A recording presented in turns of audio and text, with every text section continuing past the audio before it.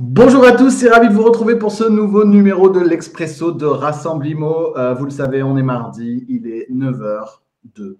On est en live, on est dans le groupe Facebook privé Rassemblimo.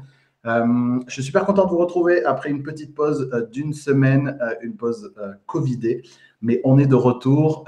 Faites-nous un petit coucou en commentaire pour nous rassurer sur le fait que tout fonctionne comme il faut. Je suis en train de regarder ça dans le groupe, mais a priori, tout roule, on a toujours un petit décalage. Voilà, le live est lancé. Faites-nous un petit coucou pour nous dire que vous êtes avec nous ce matin. On va parler de plein de sujets parce que c'est un numéro qui n'a pas de sujet et en même temps plein de sujets. Donc ça va être cool. Je suis à peu près sûr qu'on va passer un très bon moment pendant les 45 prochaines minutes. Je vois que vous êtes en train de vous connecter. Donc voilà, faites-nous un petit coucou, histoire pour moi de vous passer les dernières consignes d'usage que vous connaissez déjà. Cliquez bien sur le lien qui se trouve dans le descriptif de ce live pour autoriser Facebook à afficher votre nom et votre photo de profil. Comme ça, je pourrai partager vos commentaires tout au long de ce live. Voilà, ne manquez pas l'occasion d'interagir en tout cas avec notre invité du jour. Je vois que vous êtes maintenant plus d'une dizaine. Allez, on se donne 30 secondes pour démarrer. Yes, voilà. Ah ben Marie, je connais bien notre invité qui est là. Salut Marie. Hop. Salut Marie, je vais aller regarder sur le téléphone aussi pour les mauvais élèves qui n'ont pas cliqué sur le lien, comme Stéphane. Voilà, Stéphane, pense bien à cliquer sur le lien dans le descriptif de ce live pour que je puisse afficher ton nom, mais ça fait plaisir de te voir là, Stéphane. Salut Maxime. Voilà. Bon, écoutez, on est ravis de vous retrouver en tout cas ce matin avec notre invité du jour. Bienvenue à tous pour ce nouveau numéro de l'Expresso de Rassemblimo. J'ai le grand plaisir d'accueillir Virgile Taudière ce matin. Voilà, Stéphanie est là aussi. Salut Stéphanie. Virgile, est-ce que tu peux te présenter pour les conseillers immobiliers, les dirigeants d'agence qui sont avec nous ce matin et avec lesquels on va passer 45 minutes fort agréables? Salut Seb, salut tout le monde. Ouais, je devrais en être capable. Moi, je m'occupe des agences La Forêt Nord de Sèvres et également Barbate, un petit peu excentré. Okay. Je commence l'IMO il y a, ça fera 5 ans à peu près jour pour jour. C'était en février 2016. Okay. Donc, je suis encore un bébé de l'immobilier. Et aujourd'hui, on est avec un peu plus de 50 personnes à vivre une chouette aventure immobilière depuis maintenant 6 ans. Et je suis pas tout seul pour ça. Il y a également mon père qui est associé un peu dans la vie et dans le boulot, et également ses 2 autres associés, Vanessa et Xavier. S'ils sont là, je leur fais un gros coucou. Cool. Est-ce que tu peux… Alors Virgile, tu vois, pourtant, franchement, j'étais plutôt bon élève à l'école et ma spécialité, c'est quand même plutôt la géographie. Mais Nord de Sèvres, Aïe, aïe, aïe. ça se trouve, ça se trouve où? Alors, c'est incroyable. C'est la région que les gens n'arrivent jamais à situer. Même moi, j'ai un petit peu de mal. On n'est pas trop loin de la côte. La grande région, c'est Bretagne, Pays de Loire. Et en fait, c'est un peu au milieu de tout. Pas très loin, tu as Niort, tu as Poitiers, tu as Angers, tu as Nantes, tu as tout ça. Et quand je te dis pas très loin, c'est entre 1 heure et 1 heure et quart. Et nous, on est au milieu de tout ça. Ok. Le département, donc c'est les Deux-Sèvres. Ouais, c'est les Et Deux-Sèvres. donc la Et grande ville la plus proche, c'est quoi? C'est Angers? C'est ouais, Niort? ça va être Niort que tu as dans le sud des Deux-Sèvres. Ok. Ok, comme ça, on situe déjà un petit peu mieux dans le grand ensemble où ça se trouve. Tu disais, Virgile, est-ce que tu peux nous donner, avant qu'on repasse peut-être ton parcours, Mm. mais un peu de contexte? Tu disais que vous êtes une cinquantaine, Ouais. donc vous êtes franchisé, La Forêt. Combien d'agences? Est-ce que tu peux nous en dire un petit peu plus? Eh bien, aujourd'hui, on a ouvert la 9e agence en fin d'année 2021.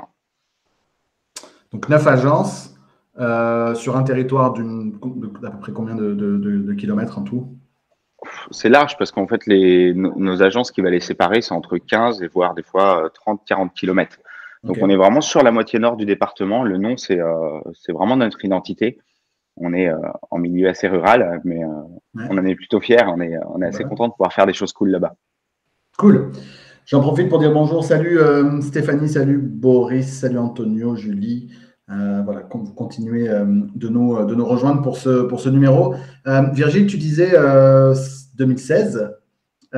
C'est Ouais. quoi qui t'amène donc à l'époque, si mes calculs sont bons, tu avais aux alentours de 26 ans. Qu'est-ce qui t'amène dans cette aventure à l'époque? Un petit coup de hasard. Si tu vois, à l'époque, moi, j'habite à Bordeaux. Ok. J'ai une période post-étudiante qui dure assez longtemps. Ouais. Euh, donc, je suis pas encore bien ancré dans la vie pro. Et j'avais des amis à Bordeaux et je sens qu'un petit peu, ça s'éclate, ça va à droite à gauche dans d'autres pays. Je sens que ça commence à bouger un petit peu. Et bref, je me dis que ce serait peut-être une bonne idée de faire pareil. Et j'ai quelqu'un qui me dit, tu devrais faire de l'immobilier.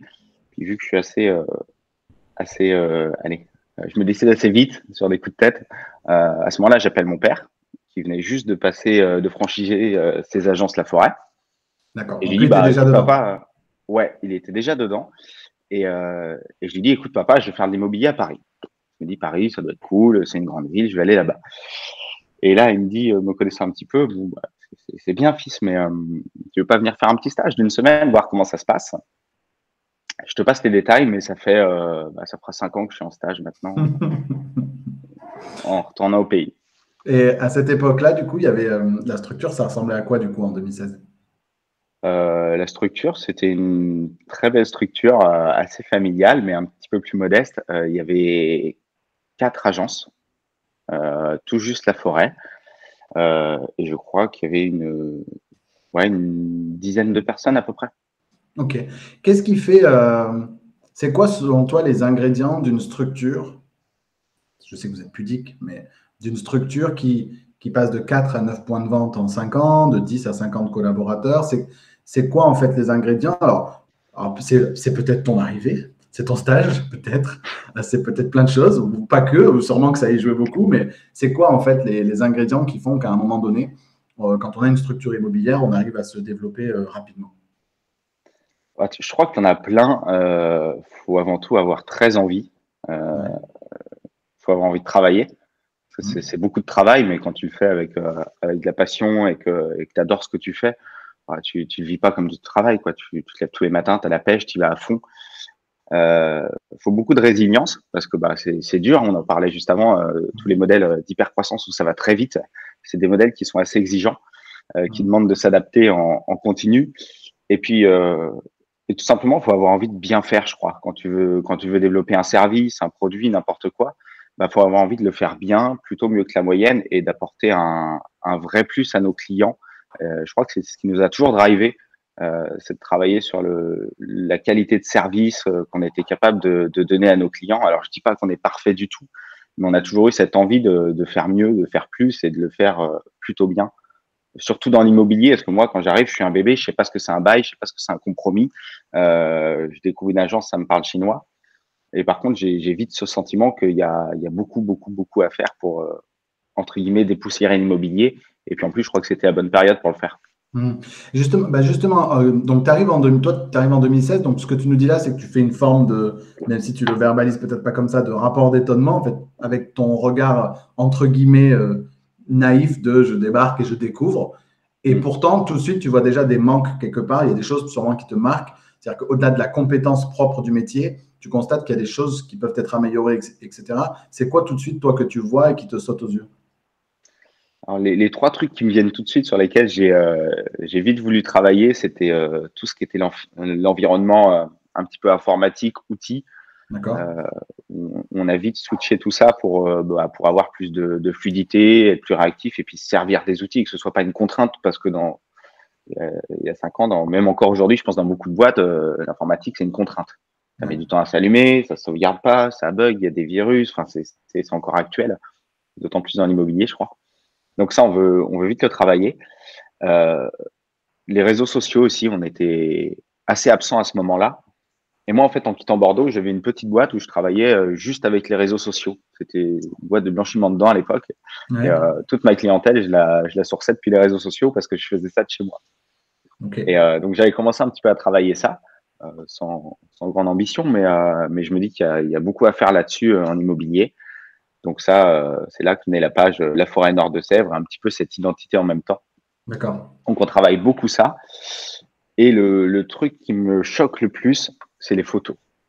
Ouais. J'arrive là et je tombe devant un des plus gros paradoxes euh, que j'ai vu. c'est qu'en immobilier, tu vas vendre, même si tu es mandaté pour le faire, mais tu vas vendre le bien le plus onéreux qu'achètera un Français dans sa vie. Un bien immobilier, c'est l'achat d'une vie, puis à échelle différente, hein, ceux qui ont les Bien capacités de sûr. s'acheter une voiture qui vaut le prix d'une maison, bah, ils s'achètent une maison qui vaut le prix de 10 maisons. Donc ça restera toujours le bien le plus cher que tu achètes. Et paradoxalement, on le traite avec un peu de désinvolture, c'est-à-dire qu'on prend des photos avec un vieux appareil qui a 12 ans, un téléphone qui est en 4 mégapixels, alors qu'on a des super technos pour le faire aujourd'hui. Et je me dis, mais c'est pas possible, quoi. Quand tu prends un catalogue La Redoute, Dim, pour vendre des slips à 3 euros, ils embauchent des mannequins, des photographes, et ils font un travail de dingue pour mettre en valeur le produit. Et c'est un des produits les plus accessibles, hein, sous-vêtements. Et nous, pour vendre des maisons, sur la communication, on se contente du minimum comme si c'était facile et qu'il n'y avait pas besoin de mettre en valeur les choses. Donc, on travaille un petit peu pour ça. Je commande des lentilles en ligne qui se fixent sur les téléphones. On commence à tester des choses et rien que comme ça, on se rend compte que c'est mieux. Et puis, assez rapidement, on rencontre, tu dois le connaître, Thomas Lepalers de chez Nodal View. Ouais. On est devenus très copains depuis. C'est un chouette type. Et je crois que c'est en 2017, on prend le virage et je fais l'économie de tout ça. Mais on décide de dire, OK, tous nos mandats, on va les shooter en photographie professionnelle avec notre matos. On va se former pour. Et c'était pas une mince affaire, hein, parce qu'à l'époque, on n'était pas 50, mais on était sur un marché qui était très différent. Et je crois qu'on avait un peu plus de 800 mandats en stock sur peut-être 6 agences. Donc, je te laisse imaginer la tête de nos collabs quand on leur annonce, bon, bah, les gars, vous allez re-shooter tous vos biens à partir de maintenant et vous avez 3 à 6 mois pour le faire. Ils sont tous pris au jeu parce que c'était génial. Et en même temps, on emboîte sur la visite virtuelle et ça y est, je crois qu'à partir de ce moment-là, encore plus, on commence à digitaliser un peu notre parcours et aller chercher plus que ce qu'on faisait à l'époque. Il y a plein de choses dans ce que tu viens déjà d'évoquer. Donc, on voit que tu arrives, tu constates essentiellement avec oui, le regard de quelqu'un qui a déjà vu des choses se faire peut-être dans d'autres industries et du coup qui se dit, mais je comprends pas pourquoi dans ce monde-là, on ne le fait pas, avec ce côté un peu, on a toujours fait comme ça, hein, ce qui a toujours guidé beaucoup de notre industrie. Et donc, tu vois les outils. Je pense qu'on refera un détour par les outils. Peut-être tout à l'heure, ça peut être intéressant de voir quelle est votre suite peut-être d'outils aujourd'hui. On voit tout de suite le virage réseaux sociaux, photos, donc le côté esthétique, mise en valeur, commercialisation, etc. Mais moi, il y a un truc dans tout ça qui me marque. Comment est-ce qu'on opère cette conduite du changement? Parce que tu dis, c'est cool, c'est génial, on leur a dit, il y a 800 mandats à photographier, vous avez 6 mois pour le faire, etc. C'était trop cool. Bon, ok, c'était trop cool. Mais ça, plus tout le reste, parce qu'on sait que la réticence au changement est très grande. Quand il s'agit d'outils, c'est encore pire. Comment est-ce que vous opérez finalement cette conduite du changement? Qu'est-ce qui guide tout ça? Eh ben, je crois qu'on a eu, sans fausse flatterie, je crois qu'on a eu la chance d'avoir des gens avec nous qui nous faisaient confiance et qui savaient que ce qu'on faisait, c'était pas pour monter une boîte, s'enrichir et puis sans des intérêts. On le faisait vraiment pour faire les choses bien. Et à partir de ce moment-là, on avait, je pense, on a toujours, je pense, des gens aussi passionnés que nous et qui nous ont fait confiance sur le fait que bah, ces outils, ces changements, ils étaient aussi bons pour nos clients que pour eux, que pour tout le monde. Et, euh, et ça a été assez lisse. Donc, soit on a été des pédagogues incroyables, il faut que je me lance dans l'information pour prendre ta place, Peut-être. soit on avait des super équipes qu'on a toujours et ça nous a toujours permis de passer ces caps du changement beaucoup plus facilement que la moyenne. Hmm. Comment est-ce que vous vendez ce projet de changement aux équipes? Est-ce que ça va nous permettre à terme d'obtenir plus de mandats? Est-ce que on tient énormément à l'image de l'entreprise que l'entreprise donne au monde extérieur? Est-ce que c'est parce que ça rend service aux clients? C'est quoi qui guide à ce moment-là le choix et comment est-ce que vous l'expliquez? Je crois qu'il y a plusieurs choses. C'est ce que je te dis un petit peu dans nos valeurs, c'est ce qui sortira toujours, hein, ce côté satisfaction client, apporter plus à l'immobilier. Donc ça a toujours été en surface de tout. Et puis à un moment, bah, il y a aussi une partie business, hein. Le but, c'est de se développer. Ça, c'est assez rapidement notre stratégie, c'est de devenir référent sur le Nord de Sèvres. Donc quand tu veux devenir référent d'une catégorie, bah, faut bosser dur et il faut bosser où il faut. Et ça, c'était ancré dans notre stratégie. Donc c'était les équipes le savaient, si tu veux. Donc à un moment, ça passe par quoi? Par plus d'exclusivité, mieux vendre nos mandats, et donc il nous faut des outils, des méthodologies pour ça. Et ces changements, bah, ils s'intégraient à la fois pour devenir mieux référents, valoriser notre image, et eux leur permettre de mieux bosser. Et je crois que c'est pour ça qu'on a les chiffres, ils le prouvent. Je suis un peu monsieur chiffre, mais je m'attache aussi beaucoup à l'humain. Les chiffres, ils le prouvent que depuis 5 ans, nos conseillers, en moyenne, ils ont des chiffres d'affaires qui sont toujours en progression. Donc, on est content de dire que ça apporte plus aux clients, mais que ça leur apporte à eux aussi plus derrière. Et surtout, ça progresse malgré les recrutements rapides où tu pourrais avoir un petit peu de délitement au fur et à mesure. Il y a Christelle qui est d'accord avec ce qu'on évoque là, hein, sachant que beaucoup ne sont pas ouverts au changement, avec l'upselling virtuel notamment, c'est pareil, etc. Donc, elle évoque son cas. Je vous rappelle, n'hésitez pas, Séverine, David, Christelle, Nathalie, Véronique, à bien cliquer sur le lien qui se trouve dans le descriptif pour qu'on puisse afficher votre nom et votre photo de profil, comme ça on saura, ça m'évitera de regarder sur le téléphone, qui s'adresse à nous. Virgile, tu viens de parler d'un sujet que je voulais qu'on aborde, qui est la méthodologie. Tu disais, apporter des méthodes, etc. etc. Est-ce que ça aussi, c'est quelque chose qui très rapidement arrive dans le parcours? C'est de poser, de graver dans le marbre une méthodologie qui vous est propre et spécifique? Ouais, la méthodo, ça a été un truc super important parce que tu as beau avoir un très bon pilote, à un moment, s'il n'a pas une bonne voiture et surtout s'il n'a pas le mode d'emploi pour la conduire, bah, il y a de fortes chances qu'il finisse dans le mur ou alors qu'il fasse une performance moyenne. De ce côté-là, on a été assez chanceux parce qu'on fait partie d'un chouette réseau qui est la forêt et qui est un réseau qui a quand même plus de 30 ans. Donc, il y a une méthode qui est bien assise, qui a évolué avec le temps. Et rapidement, on comprend que si on a des équipes, il faut les former. Et donc, sans nous vanter, je pense qu'on fait partie des plus gros consommateurs de formation du réseau La Forêt. On a investi beaucoup d'argent là-dedans parce que c'était clé pour nous que nos équipes soient formées à l'arrivée, en formation continue. T'en as qu'on refait plusieurs fois les mêmes formations, moi le premier. Et il y a une vraie méthode chez La Forêt, comme dans beaucoup de réseaux. Bien sûr. Et ça, c'est un socle. C'est ce qu'on dit toujours à nos équipes en onboarding. La méthode, c'est important. On en parle beaucoup, beaucoup, beaucoup, beaucoup. Mais finalement, c'est 10-20% de ta réussite. Ouais. Parce que ta réussite, c'est toi, en fait. C'est qui t'es. Les gens, ils signent pas avec une marque ou quoi que ce soit. Ça peut les aider, ça peut faciliter la mise en contact. Mais ils signent avec la personne qui les rencontre. Donc, ils signent avec ta personnalité. Et le problème, c'est que tu peux pas exprimer ces 80% de personnalité si derrière, tu n'as pas ce petit socle de 10-20% de méthode qui est bien solide. Donc, rapidement, on bosse beaucoup sur la méthode. C'est intéressant parce que, donc, bon, tu sais, je fais partie de ces gens qui pensent qu'il y a autant de manières de faire ce métier qu'il y a de personnes. Et tout à l'heure, en off, on échangeait d'ailleurs sur le fait que c'est aussi la diversité des personnalités dans une structure comme la vôtre qui fait sa force. Mais malgré tout, tu nous dis bien là que tout ça, c'est assis sur une méthodologie et que la personnalité ne peut s'exprimer qu'à partir du moment où, quelque part, ce socle méthodologique fort est acquis. Tu as prononcé un autre mot aussi sur lequel je voudrais qu'on revienne, parce que si on refait le parcours, et après, je voudrais qu'on va remonter au recrutement après, mais tu as parlé d'onboarding. Donc ça, je voudrais repréciser ça pour tout le monde. Donc, l'intégration en français des collaborateurs. C'est très rare d'entendre parler de ça dans une agence immobilière, parce que très souvent, on voit l'agent co ou le salarié, peu importe, le collaborateur qui rentre dans la structure. Tiens, ça, c'est notre logiciel. Tu as la formation niveau 1 du logiciel. C'est un webinaire. Vois directement avec l'entreprise, avec le logiciel en question. Tu vas faire ta formation niveau 1, machin. Voilà le modèle de mandat qu'on utilise. Les réunions, c'était le jour. Et puis, allez, c'est parti, on y va, quoi.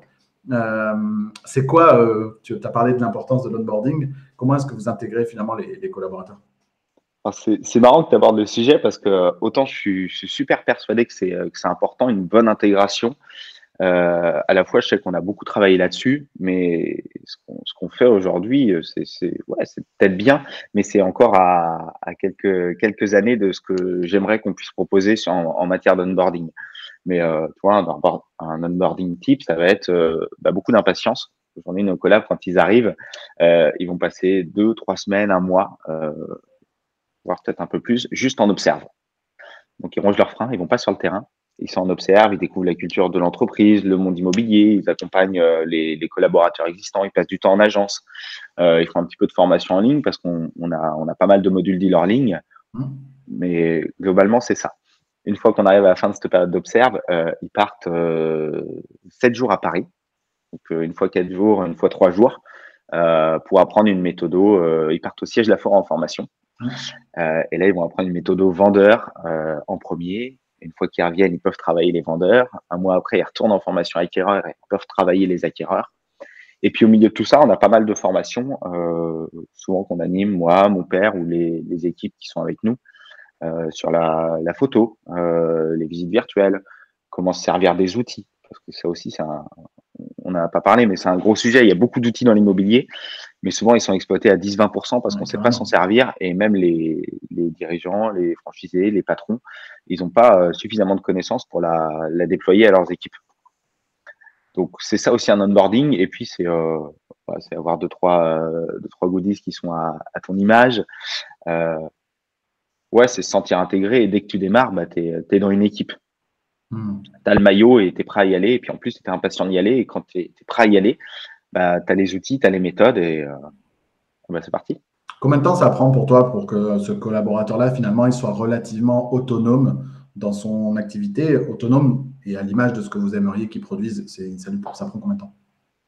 Bah, c'est pas si évident parce que tu pourrais te dire il y a une moyenne. Je pense qu'il faut environ 3 mois, mais dans la vie, tu as des temps longs, tu as des temps courts, et tu as des gens qui sont beaucoup plus efficaces sur des temps courts, donc rapidement qui vont exploser. En 2-3 mois, tu sais pas pourquoi, ils te sortent beaucoup de ventes. Je pense à petit clin d'œil à Cédric qui est arrivé chez nous en fin d'année et qui a été très vite sur le terrain. Ça fait peu de temps qu'il est chez nous, et là, il vient de faire janvier, c'est le conseiller chez Laforêt qui a vendu le plus de maisons en France. Il démarre juste. Donc, c'est génial pour lui. Et de l'autre côté, tu as des temps longs. J'en pense à beaucoup qui sont encore chez nous et qui font un super job, mais où ça met 6-8 mois, voire plus, avant de se lancer. Donc, faut aussi faire confiance aux gens et savoir un petit peu identifier ces temps longs et pas s'énerver parce qu'un ego, il fait pas tout de suite le taf au bout de 3 à 4 mois, quoi. C'est long de devenir agent immobilier. Pour certains, c'est plus facile que d'autres, mais c'est un vrai taf. Ça prend un peu de temps, surtout quand on dit qu'on a des méthodes, des outils, tout ça. Donc, il faut accepter que ça puisse mettre du temps. Mais je pense qu'en 3-4 mois, tu as déjà un bon bagage pour être un bon agent immo. Et je pense que l'environnement contribue beaucoup à la persistance nécessaire pour réussir dans ce métier, parce que je vois dans les noms qui s'affichent dans les commentaires, je vois des membres de nos programmes d'accompagnement et on accompagne les gens pendant 6 mois, voire plus pour certains, et il y a énormément d'impatience parce que tu te dis, mais j'ai investi dans une formation, c'est top, je vois les outils, je vois la méthode, je vois le truc, je me sens progresser, je me vois devenir meilleur, etc., mais les résultats ne sont pas encore là ou ils tardent à venir, etc., etc. Et je pense que c'est un message qui est important aussi sur la patience nécessaire pour réussir dans ce métier-là, la persistance qui va derrière, mais surtout l'importance de l'écosystème pour tenir suffisamment longtemps pour être encore là quand les résultats vont venir. En fait, un des gros problèmes de ce métier, c'est ce truc où on voit le gars qui pioche à la recherche du diamant et il s'arrête au moment où il est sur le point de le choper. Et on a beaucoup ça dans ce métier. Et c'est intéressant ce que tu partages là parce que nous, on se rend compte que on arrive à faire en sorte que les gens tiennent les 6 mois, 1 an nécessaires pour décoller parce qu'ils sont dans un environnement enveloppant d'une certaine manière. Est-ce qu'il y a ça aussi du coup dans ce que tu évoques là, c'est que du coup pour ceux pour lesquels c'est un petit peu plus long, le fait d'être dans un environnement du coup qui va les aider, les accompagner, les rassurer, etc., ça leur permet de tenir suffisamment longtemps pour que les résultats décollent. Ouais, je crois que c'est hyper important. Ça me fait penser à une phrase qu'on dit à tous nos collabs quand ils arrivent. Dès le départ, on leur dit on n'attend pas de vous que vous fassiez du chiffre d'affaires. C'est surtout pas votre objectif principal. Ne pensez pas à vendre. Concentrez-vous sur apprendre le métier, le faire bien, découvrir vos secteurs. Combien tu as d'agents immobiliers qui ne connaissent pas leur secteur? Prenez le temps de vous balader, identifiez vos concurrents, familiarisez-vous avec les outils, rentrez des mandats et des bons mandats et apprenez à les suivre.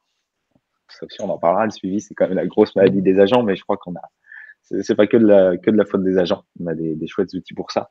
Et ouais, c'est ça. Faut prendre son temps en fait. Et si tu démarres tout de suite en te disant bon bah je veux arriver premier de ma course alors que tu viens de démarrer ta saison en F2 en F3, bah, tu n'y arriveras pas. Faut d'abord apprendre à maîtriser ta voiture, prendre ton temps, connaître le circuit. Et petit à petit, tu vas grappiller des places. Et ça me fait marrer ce que tu disais avant. Tu parlais d'un petit peu de combativité. Je crois que c'est une des qualités qui ferait tilt chez un bon conseiller. Je regardais une chouette vidéo sur Instagram l'autre jour.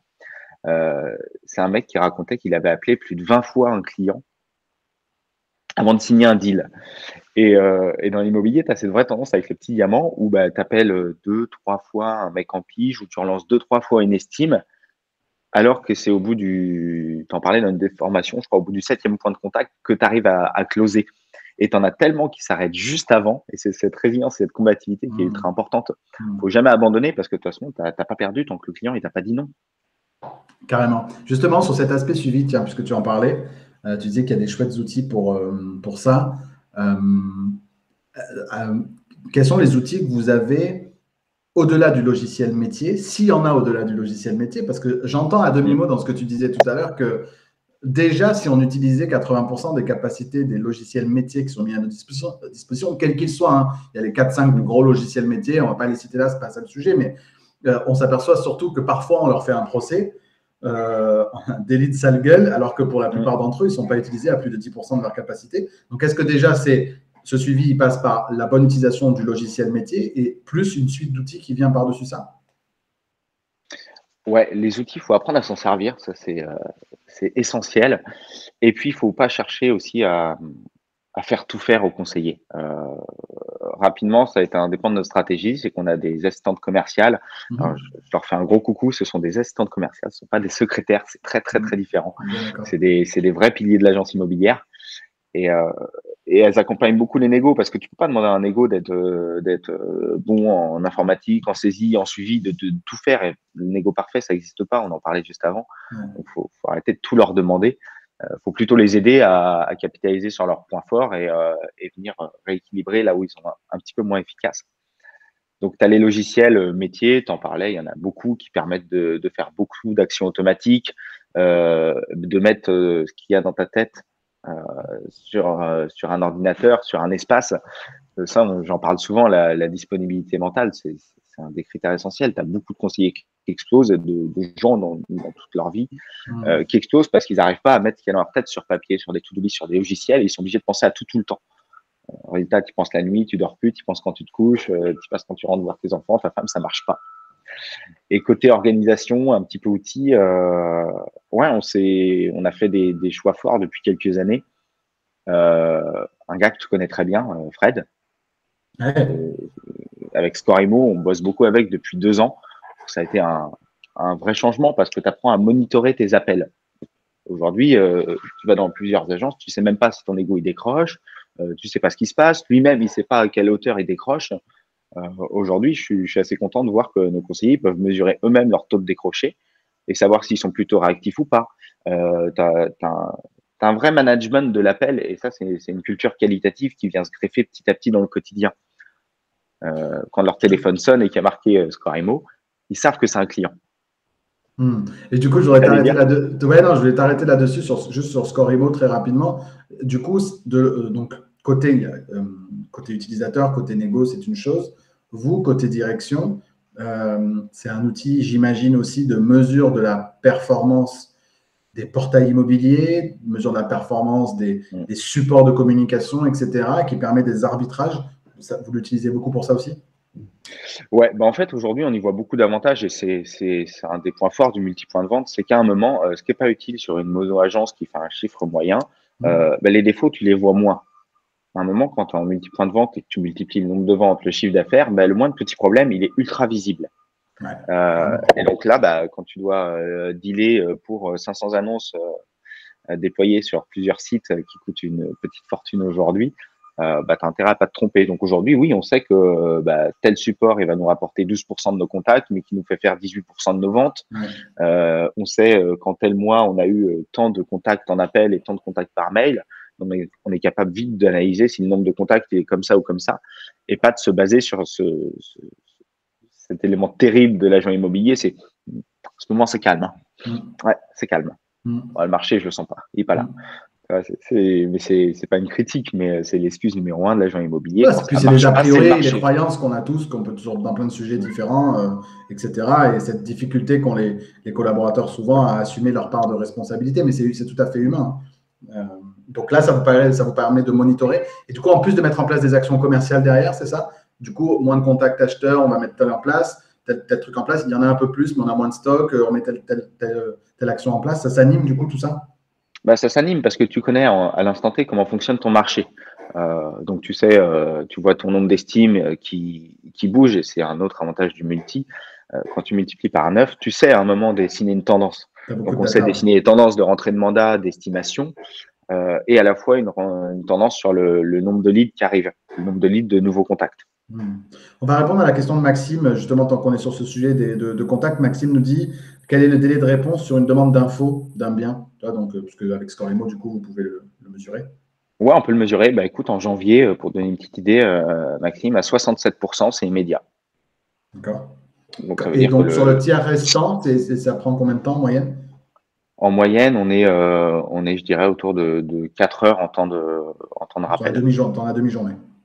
Ouais. Ok, super. Il y a un système. Bon, on va pas faire le Score et moi. Contactez Frédéric Ouais, Frédéric voilà. Fiol pour Score et moi. Il vous expliquera tout comment ça fonctionne pour ceux notamment qui ont des points de vente physiques, mais pas que.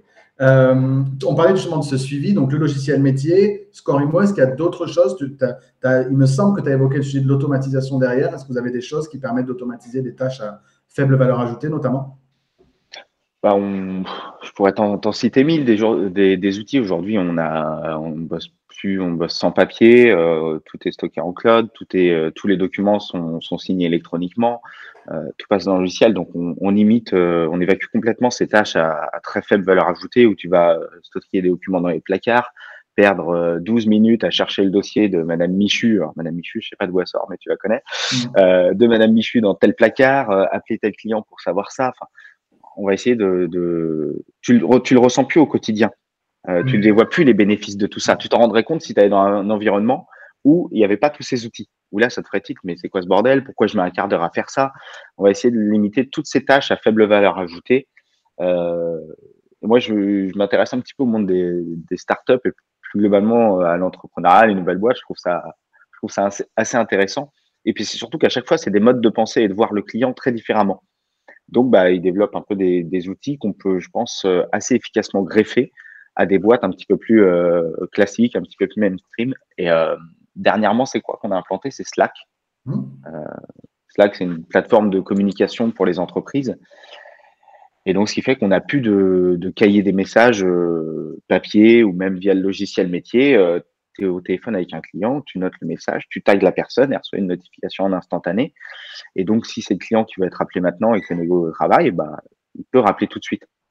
Donc, tu as une certaine transversalité des messages qui est pas mal. Et puis même pour tout ce qui est discussion d'équipe, collaboration, passage d'infos, tu as tout qui est centralisé sur une plateforme et t'évites surtout ce côté, ton téléphone, il sonne dans tous les sens, Messenger, WhatsApp, les mails, Les emails. tu es débordé de notifications, quoi. Et ça, c'est un vrai problème. Aujourd'hui, on est noyé par les notifs.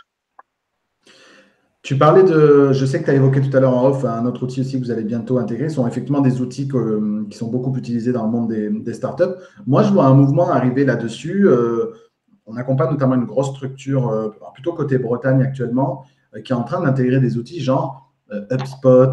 Et du coup, moi, donc des CRM historiques du monde commercial. On pourrait citer Salesforce ou Pipedrive ou d'autres. Et on voit de plus en plus finalement d'agences immobilières qui viennent intégrer des outils qui ne sont pas des outils qui sont de notre verticale à nous, l'immobilier, historiquement, et qui viennent l'adapter à des usages de l'immobilier. Est-ce que tu vois ça comme une tendance à terme? Ouais, c'est super marrant ce que tu dis parce qu'on en discutait avec Clément de Conseiller Influent, que tu connais un petit peu aussi. Ouais. On avait une grosse discussion là-dessus depuis longtemps, on l'a. C'est un vrai débat parce que les outils immobiliers, leur grosse problématique, c'est qu'ils sont faits par des boîtes spécialisées pour l'immobilier. Donc, à un moment, tu as beaucoup moins de moyens et de potentiel de développement que si tu développes un outil général qui est pour tout le monde et qu'ensuite, tu le rends utilisable en immobilier. Et tu parlais de Pipedrive, d'HubSpot, il y en a plein comme ça. Et je crois que ça va être une vraie tendance que les agents immobiliers et les agences immobilières s'ouvrent un petit peu à ces outils plus larges qui permettent de faire beaucoup plus de tâches automatiques, qui ont des vraies ressources. Et je crois que la flexibilité des réseaux, des agents sur les outils, ça va être un gros tournant sur les 2-3 prochaines années. D'être un peu open, de pouvoir intégrer, d'avoir des logiciels qui ont des API faciles, où tu t'embêtes plus parce qu'aujourd'hui, moi, tu vois, si je te parle d'un non-sens, je comprends pas qu'un agent immobilier doive encore saisir son client à la mano sur son logiciel métier. Moi, si le téléphone sonne quelque part, le client va arriver, être enregistré et t'as pas ces tâches qui n'ont aucune valeur ajoutée à faire. Ouais, carrément. Catherine, tu veux l'orthographe d'un site que l'on vient de citer? On en a cité quelques-uns. Alors, je ne te demanderai pas de le repréciser parce que si tu nous demandes l'orthographe, je ne sais pas. On a parlé de HubSpot pour la partie CRM, donc HUBSPOT. hub comme un hub spot. On a cité Pipedrive, Pipedrive. On a cité Salesforce. Ça, je pense que je ne le cite pas. Et puis, on a parlé bien avant de Scorimo, de Frédéric Fiolle, notamment au niveau des outils. Et Virgile a parlé de Slack, qui est l'outil de communication qu'on utilise nous aussi en interne, qui s'appelle SLACK. Voilà, Catherine. Cyril parle de Sweetbright. Tiens, Cyril, on parlait de toi tout à l'heure en off. Sweetbright aussi, qui est en train d'émerger dans l'aspect très automatisation d'énormément de tâches à faible valeur ajoutée. Est-ce que tu observes ça, toi aussi, de ton côté, Virgile? Sweetbright, je m'y suis. C'est Igal qui s'en occupe, je crois. Ouais. Je m'y suis un petit peu intéressé et pour rien te cacher, je pense que je vais l'essayer bientôt. Je suis curieux de voir comment ça marche. Je suis assez curieux, j'aime bien essayer plein de trucs. Après, faut que je pousse les essais pour être sûr que ça marche, mais il y a une phrase que j'aime beaucoup, c'est try fast, fail fast. Ouais. C'est pas grave de se planter, mais essaye plein de trucs et c'est le meilleur moyen de découvrir des choses, de trouver des nouvelles solutions. Et ouais, Sweetbright, la promesse, elle est intéressante, donc j'ai hâte de voir ce que ça va donner. Un dernier sujet que je voudrais qu'on aborde aussi, donc on a parlé de votre fort développement, je le reprécise, hein, donc de 4 agences à 9, de 10 collaborateurs à 50, avec un niveau de performance par collaborateur, si mes calculs sont bons dans ma tête, de à peu près x2 à 2,5 entre 2016 et maintenant, sur le chiffre d'affaires par collaborateur. Donc à la fois une croissance en nombre, une croissance en performance.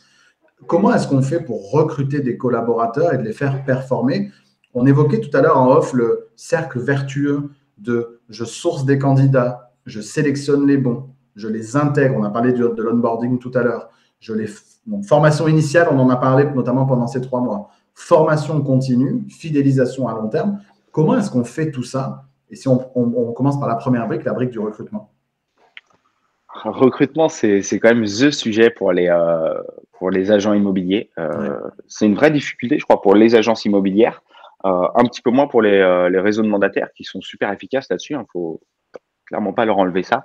Ouais. Je pense que ça a été un de leurs gros efforts qui a été beaucoup travaillé encore plus pendant la période de confinement, parce qu'on a eu beaucoup de webinaires sortir, de choses comme ça. Et le recrutement, je dirais que c'est pas si simple parce que c'est pas une évidence, tu vois. Quand tu rencontres des gens dans la vie, des fois, c'est évident que tu vas devenir pote ou plus.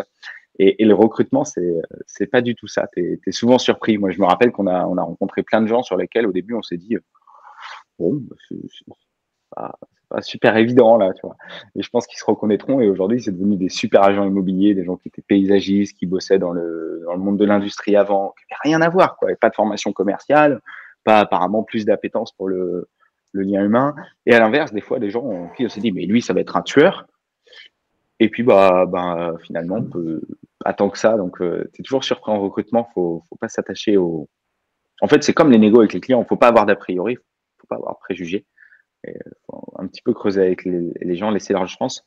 Mais sur l'immobilier, en agence, le recrutement, je crois que la première base, c'est que tu peux plus te contenter aujourd'hui de rédiger une annonce Word que tu as chopée sur Internet, la balancer soit en affiche ou la mettre peut-être sur un site Indeed ou d'autres sans les citer, et puis attendre que ça tombe. Quand tu veux recruter, c'est une vraie action de prospection. C'est comme si tu me disais que tu es négo demain et que tu me dis, écoute, pour avoir des nouveaux mandats, j'envoie un courrier de temps en temps et je passe un coup de fil à un vendeur, et puis s'il veut pas de moi, il veut pas de moi. C'est pas possible. Ou alors tu vas pas récupérer les meilleurs mandats et t'en récupéreras moins que les autres. Donc là, ça devient compliqué. Faut être implanté un petit peu localement, faut être à l'écoute de ce qui se passe. On a recruté beaucoup de personnes par connaissance, par rencontre, par échange. Faut être curieux en règle générale parce que l'immobilier, on en parlait juste avant. Je crois que c'était en 2019, c'était en France la 2e ou 3e question la plus posée sur Google, c'était comment devenir agent immobilier. Ouais. Donc c'est dire à quel point ce métier passionne. Il y a des gens à la télé qui nous ont un petit peu aidés, hein, merci au passage. Donc tu es obligé d'être un petit peu curieux et le recrutement, c'est une vraie action. Tu vois, je pense à Indeed, c'est bien de poster une annonce sur Indeed. Par contre, si tu n'as pas une page professionnelle qui définit qui t'es, qui montre un petit peu tes valeurs, qui montre les avis de tes collaborateurs. Quand tu veux choisir un film, tu regardes les avis qu'il y a dessus. Pourquoi tu ne ferais pas pareil quand tu veux choisir une boîte? Donc, c'est important d'exposer ces témoignages. montrer quelques vidéos, pouvoir montrer qui t'es. Là aussi, les réseaux sociaux ont beaucoup joué. On a toujours beaucoup travaillé les réseaux sociaux, mais assez peu comme une stratégie d'acquisition client. Ouais. C'était plutôt pour montrer un petit peu qui on est, les dessous de notre boîte. Et finalement, les gens nous connaissaient assez facilement et en tout cas avaient un a priori plutôt positif de comment ça se passe de bosser chez nous, de bosser avec nous. Alors, c'est pas toujours rose tout le temps, mais c'est une boîte, Ouais. c'est comme ça. Et donc, en recrutement, c'était beaucoup plus facile parce que quand tu rencontres quelqu'un, il te connaît déjà. Et ça, on en parle beaucoup en marketing immobilier. Quand on dit aux conseillers immobiliers de faire des vidéos, de faire des réseaux sociaux, de faire tout ça, c'est parce que le premier contact, il est facilité, parce que le Bien client, sûr. quand il se rencontre, il te connaît. Donc, c'est le même principe au recrutement. Les dirigeants d'agence, pour moi, ils doivent appliquer les mêmes principes au recrutement que À la prospection, à la en général. prospection, exactement. Et de la même manière mon père dit souvent, nos principaux clients, nous, c'est nos collaborateurs. Bien sûr. Donc, faut faire exactement de la même manière, en prendre soin, bien les choisir. Donc, avoir une bonne page, une bonne vitrine web pour recruter, une bonne présence sur les réseaux sociaux. Et puis derrière, faut être un petit peu curieux. Je sais que notre dernière campagne de recrutement, on avait publié pas mal d'annonces sur Indeed, qu'on avait couplé à de la publicité ciblée sur les réseaux. C'est-à-dire que si tu avais entre 20 et 30 ans et que tu étais une femme et qui habitait du côté d'Hervaux, tu voyais une petite pub qui apparaissait sur ton Facebook. Envie de devenir agent IMO dans les agences les plus cool du Nord de Sèvres, clique ici pour postuler. Donc tu t'adresses avec un tu, les mots ils sont accordés au féminin, et puis tu parles à ta génération. Par contre, si tu avais entre 50 et 60 ans, on repassait sur du vous avec des termes un petit peu plus carrés et une publicité adaptée. Et ça nous a souvent permis de sourcer beaucoup de candidatures. Moi, je retiens trois choses dans ce que tu viens d'évoquer sur le processus de recrutement. Tu me diras si je me trompe, mais j'ai entendu d'une certaine manière recrutement permanent, c'est-à-dire en tout cas être ouvert à la possibilité Mm. de recruter en permanence. J'ai entendu la marque employeur, c'est-à-dire Mm. quelle image je donne de mon entreprise au monde extérieur. Donc, on appelle ça la marque employeur, avec, je vois des choses qui sont, encore une fois, pour paraphraser le monde des startups, mais des outils comme Welcome to the Jungle, donc des outils Mm. où en fait on va avoir effectivement une page web dédiée à son recrutement avec des vidéos, les témoignages de ses collaborateurs, etc., etc. Donc la marque employeur. Et derrière la cooptation, parce que quand on a des employés heureux au travail, on a des employés qui parlent de nous en bien au monde extérieur, qui sont les premiers à dire mais viens bosser chez nous, c'est génial, y compris parfois quand ils collaborent avec d'autres agences ou d'autres agents, l'image que ça va renvoyer aussi auprès des confrères rend la marque plus attractive. Ce qui m'amène à un dernier sujet. Je parlais de collaborateurs heureux au travail, et quand ils sont heureux, ils parlent en bien de l'entreprise, ils sont bien dans leur basket, ils communiquent bien avec leurs clients, mais aussi avec le monde extérieur. Qu'est-ce que vous avez, vous, mis en place pour permettre d'avoir ces collaborateurs, cette qualité de vie, on parle de qualité de vie au travail, cette qualité de vie au travail qui est à son meilleur niveau? Et je dirais déjà que c'est difficile. Oui, mais Je vous en pense que avez fait une priorité. Il faut d'abord, ouais, ça part d'une décision, ça part d'une volonté. ouais, je crois que ça a toujours été au cœur de notre leitmotiv.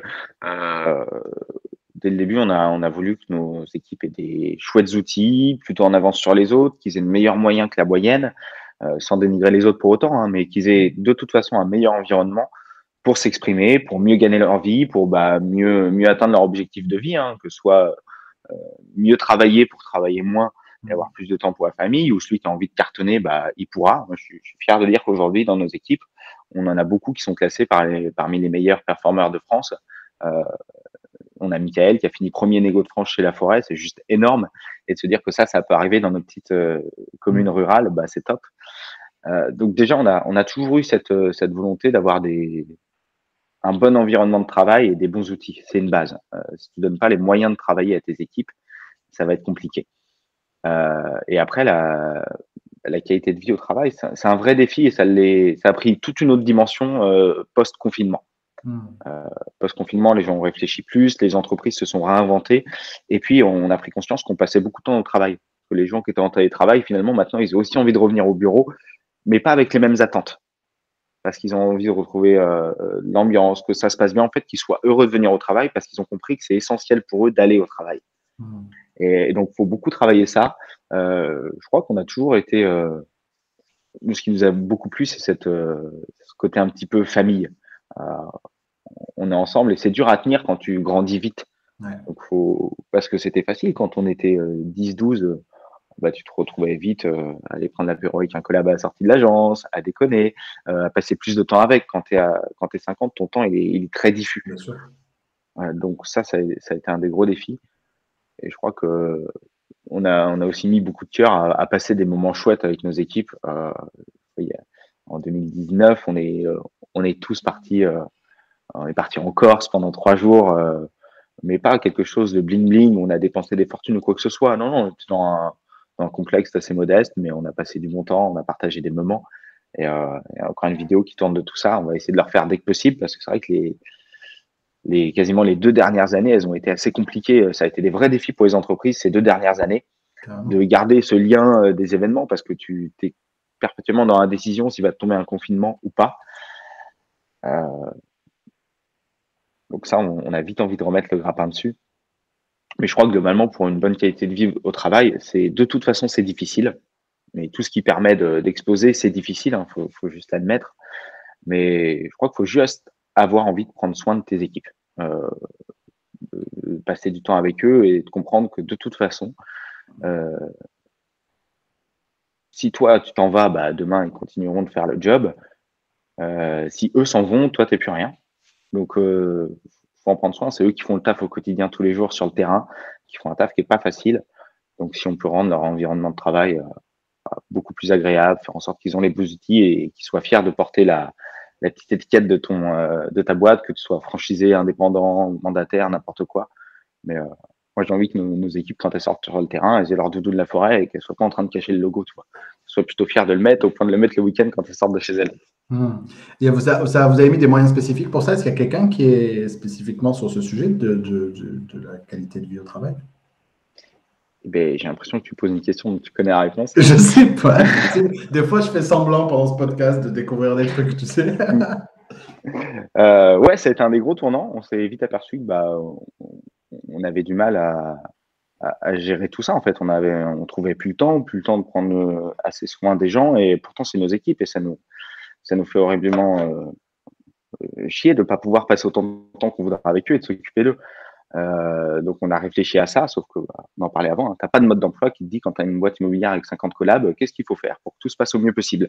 Donc, tu découvres les problématiques au quotidien et en plus, quand tu es en hyper-croissance, bah, ce qui est valable il y a 3 mois l'est plus aujourd'hui et ce qui est valable aujourd'hui, il ne sera plus dans 3 mois. Donc, on avait une collab en particulier qui était assez impliquée avec les équipes et qui a cette qualité assez extraordinaire que, sans rien attendre en retour, elle adore les gens, elle aime les gens.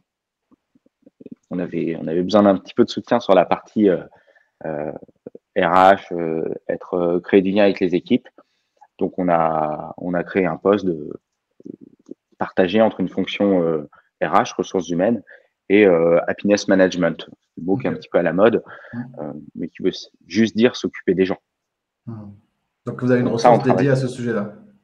Ouais, qu'on découvre et qu'on façonne, parce que là aussi, tu n'as rien dans la vie qui te dit, tiens, voilà, Virgile, c'est le mode d'emploi pour mettre en place une personne à la RH ou au community management dans une boîte immobilière avec 50 collabs. Tu n'as rien qui te dit ça dans la vie. Donc, bah, tu try fast, fail fast, t'essayes, essayes de faire au mieux petit à petit, et tu as quelque chose qui est incompressible, c'est que ça met du temps à se définir. C'est quoi les prochaines étapes pour vous? Il y en a plein qu'on va certainement dévoiler à nos équipes très bientôt, donc je vais pas tout lâcher. Tu vas laisser la Euh, primeur aux équipes. Je t'accorde bien ça. Ouais, mais je peux te donner les grandes lignes. Je pense qu'on va développer beaucoup le multimétier. Ouais, On a démarré la gestion locative il y a 3 ans maintenant, ouais. en passant de 60 à 400 lots et peut-être un peu plus prochainement. Donc, on va vraiment appuyer là-dessus parce qu'on se rend compte que ça crée du flux dans les agences, du Bien sûr. dynamisme, et qu'à un moment, si tu veux acheter une voiture, quand tu vas chez Mercedes, Peugeot, n'importe quoi, bah, le mec, il est capable de te vendre la voiture, de te vendre l'entretien, de te vendre la réparation, de te vendre l'assurance, même de te vendre le financement et peut-être même le service de ménage et le voiturier qui va avec. Bien sûr. Et donc, c'est facile pour le client. Là, on parle d'expérience client. Et moi, j'ai envie que demain, quand nos clients, nos prospects, ils rentrent dans nos agences, bah, quoi qu'ils aient besoin pour l'immobilier, ils puissent y avoir accès. Qu'on ne soit pas obligé de leur dire, bah non, bah là, pour ça, allez dans telle entreprise. Tenez, bah, pour vos travaux, appelez telle personne. Donc, l'aspect multimétier, il nous tanne beaucoup et je pense qu'il y a beaucoup à faire là-dessus. Il y a des modèles qui appuient là-dessus, hein. Tu parlais de Cyril tout à l'heure. Cyril, je crois que c'est un peu quelque chose qui le drive. Donc, je pense qu'on va travailler le multimétier. Je pense qu'on est aussi à l'aube d'un petit point de percussion sur la manière dont on traite nos clients en immobilier. En vrai, que ce soit nos équipes, les agents IMO, ils y peuvent pas grand-chose, mais il y a vraiment besoin d'un changement sur la notion d'expérience client. Tu vois, je le disais tout à l'heure avec mon comparaison entre les photos des slips DIM et des maisons. Là, c'est pareil. Quand je vois des fois comment on va accueillir un client dans une agence immobilière, tu as quelqu'un qui est derrière un PC. Bonjour monsieur, qu'est-ce que je peux faire pour vous? Tu lui proposes pas un café, il y a que dalle. Pourtant, potentiellement, l'honoraire moyen d'une agence immobilière, d'un agent immobilier, c'est 8 300 € à peu près, je crois, en France. Donc, ça veut dire que potentiellement, tu as un mec qui pousse ta porte et qui te dit bonjour monsieur, madame, je suis prêt à dépenser 8 300 € chez vous. C'est la valeur de 3 sacs Louis Vuitton, quoi. Et quand tu vas chez LV, tu n'as pas le même accueil. Je ne vais pas tous les 4 matins, mais je suis rentré aussi par curiosité. Donc là, je me dis qu'il y a, pareil, il y a un gros décalage. Bien sûr. Moi, je comprends pas que dans une agence immobilière, t'es pas quelqu'un qui se lève, qui tente de serrer la main. Bon, c'est plus trop serrer le poing, faire un truc aujourd'hui, qui s'intéresse à toi. Bonjour monsieur, comment est-ce que je peux vous aider? Qui prennent le temps de discuter. Alors, qui êtes-vous? Bonjour, vous voulez un petit café? Je vais vous chercher quelque chose. Vous le prenez court, long, qui a un vrai accueil personnalisé. Et en fait, toute la relation commerciale, elle démarre là. Si dès le départ, tu es capable de créer de la proximité, du lien, bah, ça va définir toutes tes actions derrière parce que tu vas caler le niveau d'exigence du client sur ce premier accueil et toi, ton propre niveau d'exigence dans l'accompagnement dessus. Donc, il y a un vrai travail à faire sur l'expérience client. Moi, c'est quelque chose qui me botte beaucoup. Et t'as qu'à rentrer dans des tas de commerces. Les hôtels, ça a énormément changé. Les hôtels, maintenant, à l'accueil, ils sont plus assis derrière un bureau. Ils ont plus une estrade où ils sont debout, ils se lèvent, ils vont t'accueillir, ils te montrent les bagages, même quand tu as payé ta chambre 80 € à Paris. Bien sûr. Donc, tu as ça énormément à travailler. Et c'est pas nouveau, hein. On l'a vu, Uber, comment est-ce qu'ils sont implantés tout de suite? Parce que tu avais des bonbons dans les bagnoles et des bouteilles d'eau. C'est ça qui a fait le buzz chez Uber en France. Parce que quand tu rentrais dedans, même un peu bourré à 4 heures du mat, tu avais toujours ta bouteille d'eau et ton sachet de Et on bonbons. Et en t'appelait par plus, ton le prénom. chauffeur était collé. Ouais, on m'appelait par votre prénom. C'est exactement, j'en discutais avec des collabs à Hervo hier, qui a payé un client au téléphone et on a discuté 10-15 minutes justement de l'importance d'appeler par les prénoms. Et surtout de se présenter. Combien de fois tu rentres dans un commerce, dans une agence, où tu sais pas à qui tu as affaire? C'est important de dire bonjour Sébastien, moi je m'appelle Virgile, je fais ça, je serai votre interlocuteur pour ceci, pour ça. On peut échanger maintenant. Donc ça va se trouver dans le workbook de la forêt nord de Fèvres. On a comment on accueille un client, on a c'est quoi l'expérience voulue, les valeurs que ça a derrière, pourquoi c'est un vecteur de valorisation de nos honoraires, de gain de part de marché sur le particulier à terme, etc. Et tous ces enjeux de demain. Bah, c'est un petit peu ça. Là, je suis en train de bosser sur un truc qui me prend un peu de temps. Vu qu'on est 50 et que je peux pas passer 50 fois le temps avec les équipes. Il va falloir que vous formalisiez tout ça et que vous le mettiez en accès aux collaborateurs. C'est ça, je bosse sur une petite database où je tourne des tutos vidéo moi-même. Donc, je découvre, on leur demande de faire de la vidéo, donc je me l'applique aussi à moi-même. Et je suis en train de tourner un tas de tutos sur des tips comme ça, comment accueillir un client, comment faire une visite virtuelle, enfin tous les sujets qui pourraient se poser. Bien sûr. Mais que quand un nouveau collab, on parlait d'onboarding tout à l'heure, quand il arrive, il a accès à cette database et sur une barre de recherche, il puisse aller poser sa question et retrouver sa problématique immédiatement. Écoute, on a fait un bon tour, Virgile, on a plein de commentaires, je vais en prendre quelques-uns. Bravo pour cette réussite, bravo pour l'énergie, le recrutement est un challenge permanent, fait de surprises de dingue. On n'a pas de cohésion d'équipe, je ne voudrais pas travestir l'esprit, pas d'esprit d'équipe, pas de cohésion, pas de passion, donc pas de résultat. Un manager n'est pas là que pour le chiffre, mais aussi pour le soutien. Marie-Hélène, tellement d'accord sur cette stupéfaction quand on se reconvertit dans l'immobilier. Après une autre expérience, je venais du monde du luxe et de 23 ans du marketing, tellement surprise à mes débuts. Il ne faut pas s'étonner effectivement du très fort décalage entre le niveau d'attente des consommateurs de 2022 et l'expérience qu'on leur fait vivre dans l'immobilier aujourd'hui. Mais très sincèrement, il y a un vrai mouvement qui est en cours, et Virgile l'évoquait, dans la profession. Et de toute façon, c'est du darwinisme pur et simple. Donc ceux qui prendront ce virage, on sera encore là pour échanger dans 10 ans. Pour les autres, ce sera beaucoup plus compliqué. Parce que c'est vraiment là que nous attendent aujourd'hui des consommateurs dans une profession où on peut se passer de nous, techniquement. Donc, on doit continuer dans cette voie-là. Virgile, merci infiniment pour ces 54 minutes et quelques déjà passées ensemble. Ça passe très, très vite. Je pense qu'on a fait un bon tour de plein de sujets. En tout cas, moi, j'ai pris plein de notes sur plein de sujets sur lesquels j'ai envie de travailler en ce moment, autour du recrutement, de l'intégration, etc. Donc, merci pour tout ce que tu nous as évoqué. Moi, je retiens, il n'y a pas de conseiller parfait. Chacun a sa propre voilà, vision de ce truc, l'importance de l'expérience client, le recrutement, l'intégration. Voilà, on a balayé énormément de sujets. Je vous souhaite vraiment tout le meilleur à vous pour la suite, à vous, la Forêt Nord de Sèvres, mais aussi à vous tous qui nous avez écoutés. Clément nous dit merci à vous deux pour cet échange constructif et qualitatif. Clément, je te tape sur les doigts. Tu avais dit que tu viendrais prendre l'apéro avec nous à Paris lors d'un des derniers podcasts il y a 3 semaines et on ne t'a pas vu à l'apéro. Cédric Neveu, merci beaucoup. Catherine Morantin, merci, j'ai adoré cet échange. Merci à tous, encore une fois, de votre fidélité à ce rendez-vous. Pas de Expresso de Rassemblement la semaine prochaine, le 22. Je serai à Rennes en formation. On se retrouvera le 29 février pour parler avec Kafi.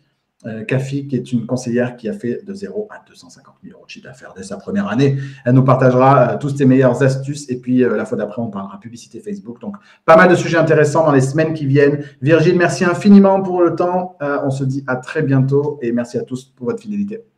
Ciao, merci à toi, Seb. Salut tout le monde.